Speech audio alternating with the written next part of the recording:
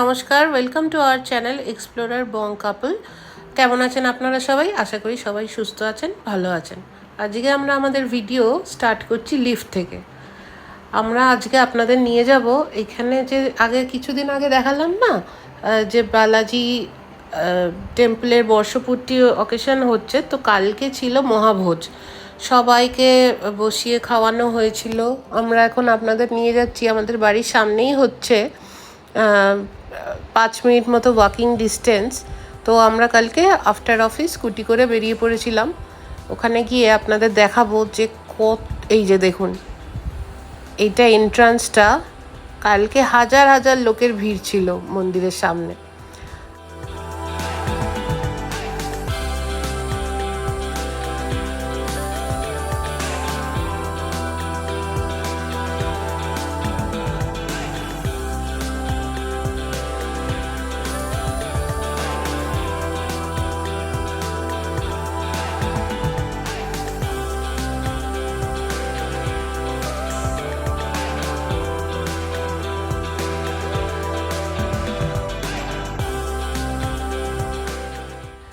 এখান থেকে আমরা চলে গেছিলাম আরেকটি দুর্গা মন্দিরে।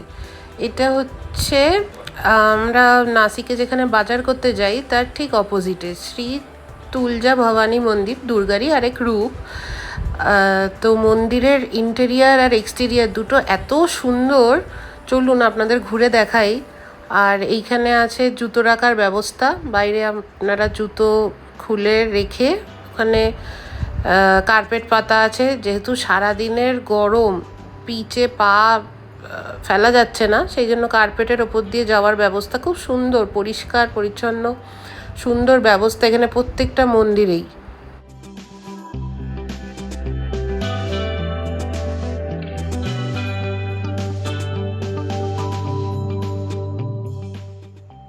আচ্ছা, আরেকটা কথা তো আপনাদের বলতেই ভুলে গেছি, এই মন্দিরে এন্ট্রান্সে সৌরভকে আটকে দেওয়া হয়, কারণ ও 3/4 পরেছিল। তো মন্দিরের রুলস অনুযায়ী লেডিসদের পরতে হবে শাড়ি বা সালোয়ার স্যুট বা কুর্তি, আর ছেলেদের ধুতি বা প্যান্ট। তো 3/4 পরা ছিল, সেই জন্য ওকে এন্ট্রান্সে ঢুকতে দেওয়া হয়নি। তো চলুন আমি একাই ঘুরে আসি। ইন্টেরিয়ারটা দেখছেন কি সুন্দর, ঝালরটা লাগানো।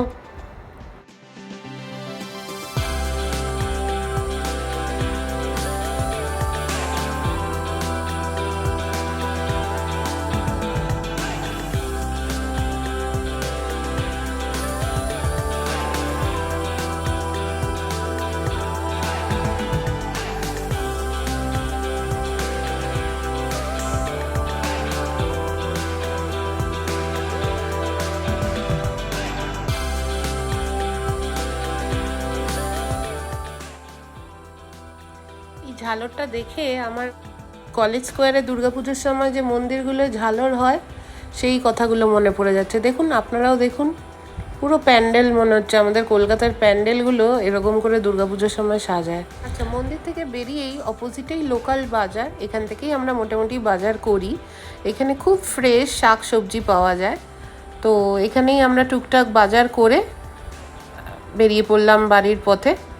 তো আজকের জন্য এইটুকুই। Thank you for watching.